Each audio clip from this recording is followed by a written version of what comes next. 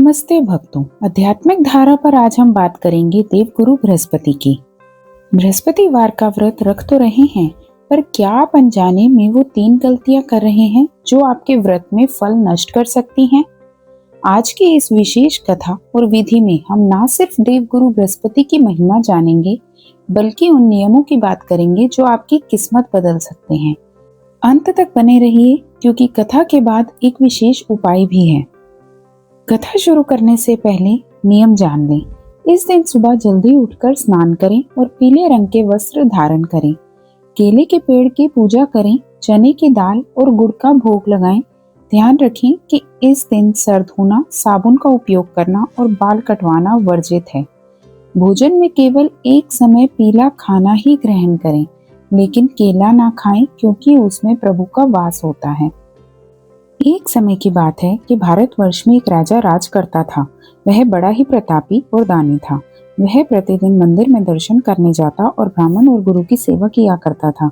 उसके द्वार से कोई भी निराश होकर नहीं लौटता था, तथा वह प्रत्येक गुरुवार को व्रत रखता और पूजन करता था। हर दिन गरीबों की सहायता करता था, परंतु यह सब बातें उसकी रानी को अच्छी नहीं लगती थी।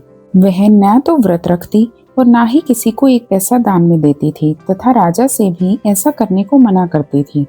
एक समय की बात है जब राजा शिकार खेलने वन को गए थे और घर पर रानी और दासी थी। उस समय गुरु बृहस्पति एक साधु का रूप धारण कर राजा के दरवाजे पर भिक्षा मांगने आए।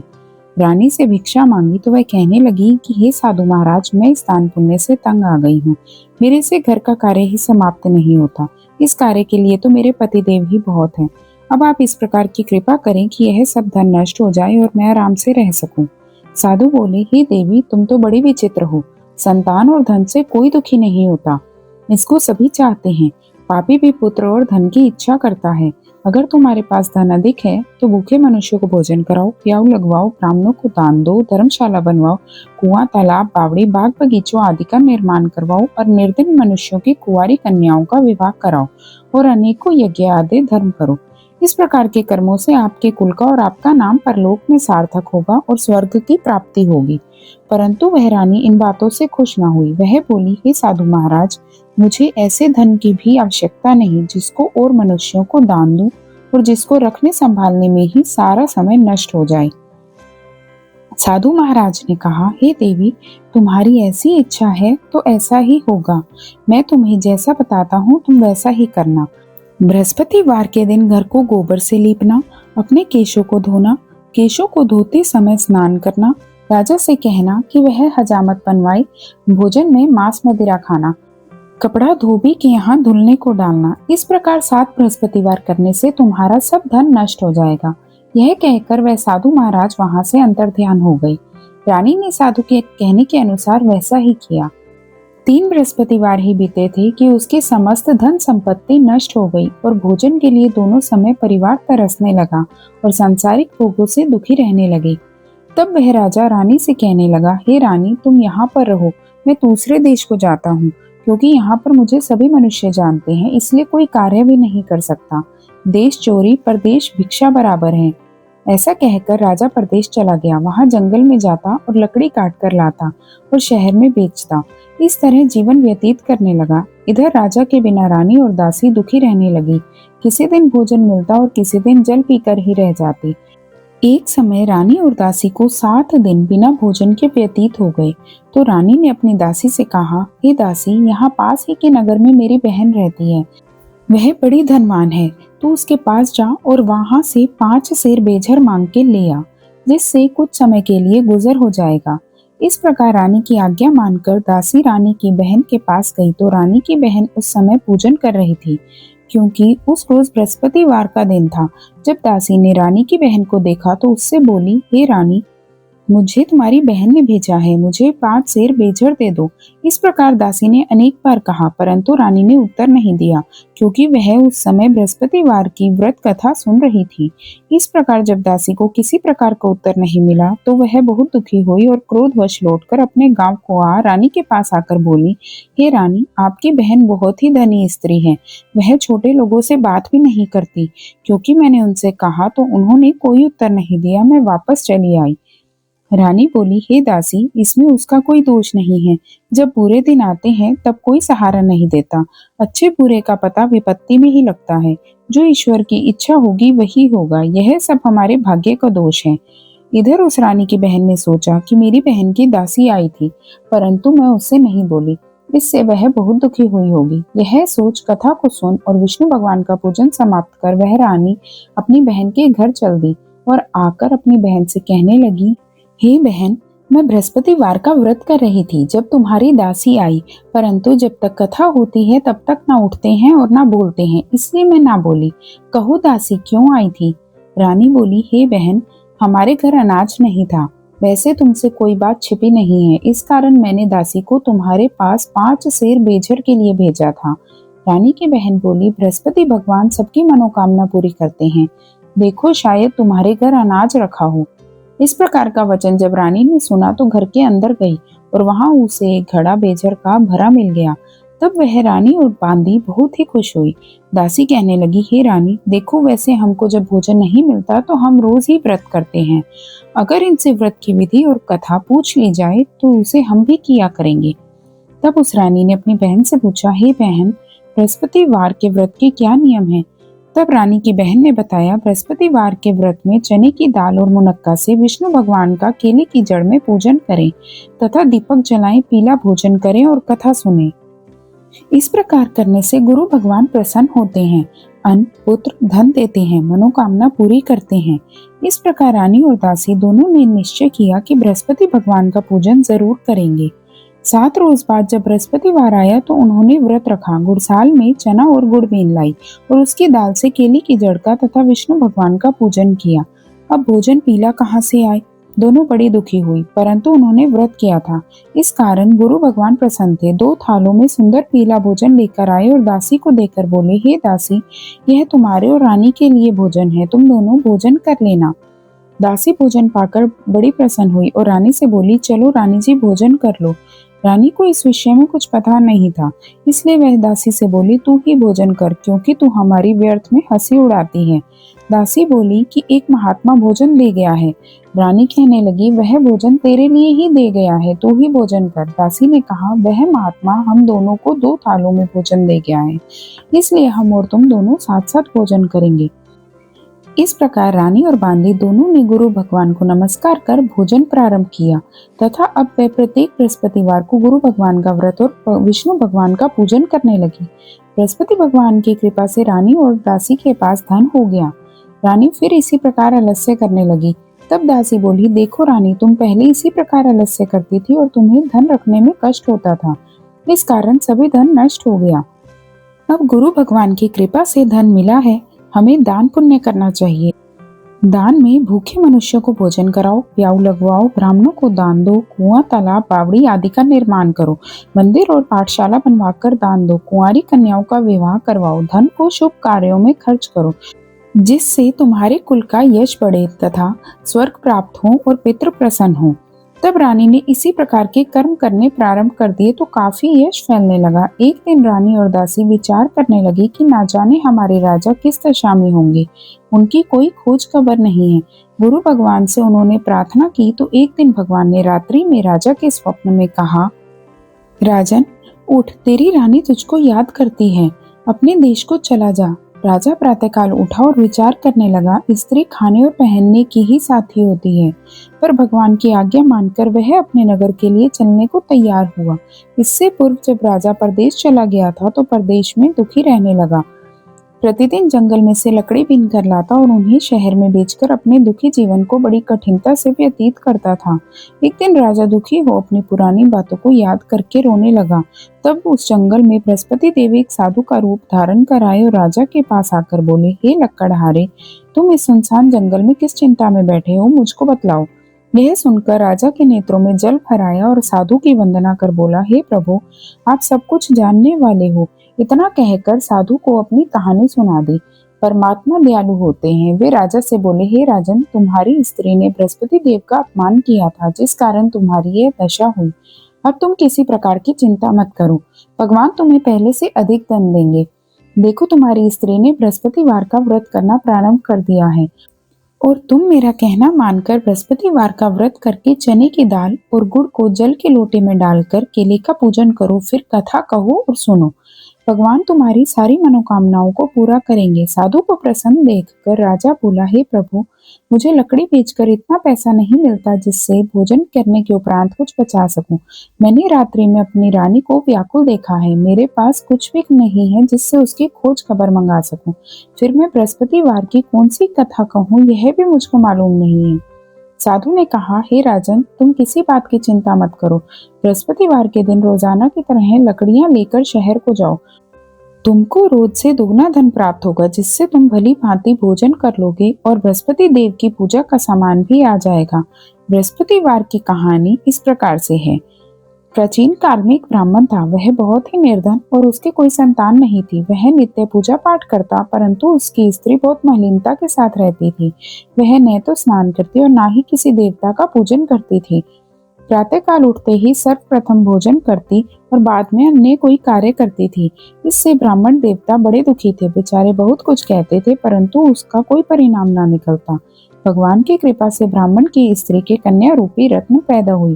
वह कन्या अपने पिता के घर में बड़ी होने लगी। वह बालिका प्रातः स्नान करके विष्णु भगवान का जाप करने लगी, बृहस्पतिवार का व्रत करने लगी, अपने पूजा पाठ को समाप्त करके स्कूल जाती और अपनी मुट्ठी में जौ भरकर ले जाती और पाठशाला जाने के मार्ग में डालती जाती। वही जो स्वर्ण के हो जाते तो लौटते समय उनको बीनकर घर ले आती थी। एक दिन वह बालिका सूप में सोने के जौ को फटककर साफ कर रही थी तो उसकी माँ ने देख लिया और कहा, हे बेटी, सोने के जौ को फटकने के लिए सोने का सूप होना चाहिए। दूसरे दिन बृहस्पतिवार था। इस कन्या ने व्रत रखा और बृहस्पति देव से प्रार्थना करके कहा, हे प्रभु, यदि मैंने आपकी पूजा सच्चे मन से की हो तो मेरे लिए सोने का सूप दे दो। बृहस्पति देव ने उसकी प्रार्थना स्वीकार कर ली। रोजाना की तरह वह कन्या जौ फैलाती हुई स्कूल को गई और जब लौटकर जौ बीन रही थी तो बृहस्पति देव की कृपा से रास्ते में सोने का सूप मिला। उसे वह घर ले आई और उससे जौ साफ करने लगी, परंतु उसकी माँ का वही ढंग रहा। एक दिन की बात है, वह कन्या सोने के सूप से जौ साफ कर रही थी। उस समय उस शहर का राजपुत्र वहां से होकर निकला। इस कन्या के रूप और कार्य को देखकर मोहित हो गया और अपने घर आकर भोजन और जल त्याग कर उदास होकर लेट गया। राजा को जब इस बात का पता लगा तो अपने मंत्रियों के साथ अपने पुत्र के पास गए और बोले, हे पुत्र, तुम्हें किस बात का कष्ट है? किसी ने तुम्हारा अपमान किया है अथवा कोई और कारण है, सो कहो। मैं वही कार्य करूंगा जिससे तुम्हें प्रसन्नता हो। राजकुमार ने अपने पिता की बातें सुनी तो वह अपने पिता से बोला, हे पिताजी, आपकी कृपा से मुझे किसी बात का दुख नहीं है, ना ही किसी ने मेरा अपमान किया है, परंतु मैं उस लड़की के साथ विवाह करना चाहता हूँ जो सोने के सूप में जौ साफ कर रही थी। यह सुन राजा आश्चर्य में पड़ गया और बोला, हे पुत्र, इस तरह की कन्या का पता तुम ही लगाओ। मैं उसके साथ तुम्हारा विवाह अवश्य करवा दूंगा। राजकुमार ने अपने पिता के वचन सुनने के पश्चात उस लड़की के घर का पता बतलाया। राजकुमार के बताए पते के अनुसार मंत्री उस लड़की के घर गए और ब्राह्मण कन्या का विवाह राजकुमार के साथ संपन्न हो गया। कन्या के घर से जाते ही पहले की भांति उस ब्राह्मण देवता के घर में गरीबी का निवास हो गया। अब भोजन के लिए भी अन्न बड़ी मुश्किल से मिलता था। एक दिन दुखी होकर ब्राह्मण देवता अपनी पुत्री के पास गए। बेटी ने पिता को दुखी देखकर अपनी माँ का समाचार पूछा। तब ब्राह्मण ने सभी हाल कह सुनाया। कन्या ने बहुत सा धन देकर अपने पिता को विदा किया। इस तरह ब्राह्मण का कुछ समय सुखपूर्वक व्यतीत हुआ। कुछ दिन बाद फिर वही हाल हो गया। ब्राह्मण फिर अपनी कन्या के यहाँ गया और सभी हाल कहा तो लड़की बोली, हे पिताजी, आप माता जी को यहाँ पर ले आइए, मैं उन्हें वह विधि बता दूंगी जिससे आपकी गरीबी दूर हो जाए। वह ब्राह्मण देवता अपनी स्त्री को साथ लेकर बेटी के घर पहुंचा तो पुत्री अपनी माँ को समझाने लगी, हे माँ, तुम प्रातःकाल उठकर प्रथम स्नान आदि करके विष्णु भगवान का पूजन करो तो सब दरिद्रता दूर हो जाएगी। परंतु उसकी माँ ने उसकी एक भी बात नहीं मानी और प्रातःकाल उठकर अपनी पुत्री और बच्चों का जूठन खा लेती थी। एक दिन उसकी पुत्री को बहुत क्रोध आ गया और एक रात कोठरी से सभी सामान निकाल दिया और अपनी माँ को उसमें बंद कर दिया। प्रातःकाल उसमें से माँ को निकाला और स्नान आदि करा के पूजा पाठ करवाया तो उसकी माँ की बुद्धि ठीक हो गई और फिर प्रत्येक बृहस्पतिवार को व्रत रखने लगी। इस व्रत के प्रभाव से उसकी माँ भी बहुत ही धनवान और पुत्रवती हो गई और बृहस्पति देव जी की कृपा से स्वर्ग को प्राप्त हुई तथा वह ब्राह्मण भी सुखपूर्वक इस लोक से सुख भोगकर स्वर्ग को प्राप्त हुए। इस तरह कहानी कहकर साधु देवता वहां से लोप हो गए। धीरे धीरे समय व्यतीत होने पर फिर बृहस्पतिवार का दिन आया तो राजा जंगल से लकड़ी काटकर किसी शहर में बेचने गया। उसे उस दिन और दिन की अपेक्षा अधिक धन मिला। राजा चना गुड़ आदि लाकर बृहस्पतिवार का व्रत किया। उस दिन से उसके सभी क्लेश दूर हुए, परंतु जब दोबारा बृहस्पतिवार आया तो वह व्रत ही करना भूल गया। इस कारण बृहस्पति भगवान नाराज हो गए। उसी दिन उस नगर के राजा ने विशाल यज्ञ का आयोजन किया तथा शहर में यह घोषणा करवा दी कि कोई भी मनुष्य अपने घर भोजन न बनाए, आग भी न जलाए। समस्त लोग मेरे यहाँ भोजन करने आए। इस आज्ञा को जो नहीं मानेगा उसको फांसी की सजा दी जाएगी।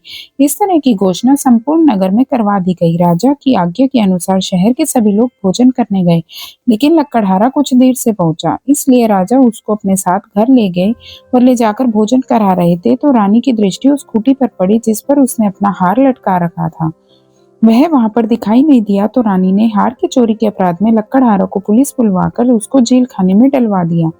जब राजा जेल खाने में गया तो बहुत दुखी होकर विचार करने लगा कि ना जाने कौन से पूर्व जन्म के कर्म हैं जिसके कारण मुझे ऐसा दुख प्राप्त हो रहा है।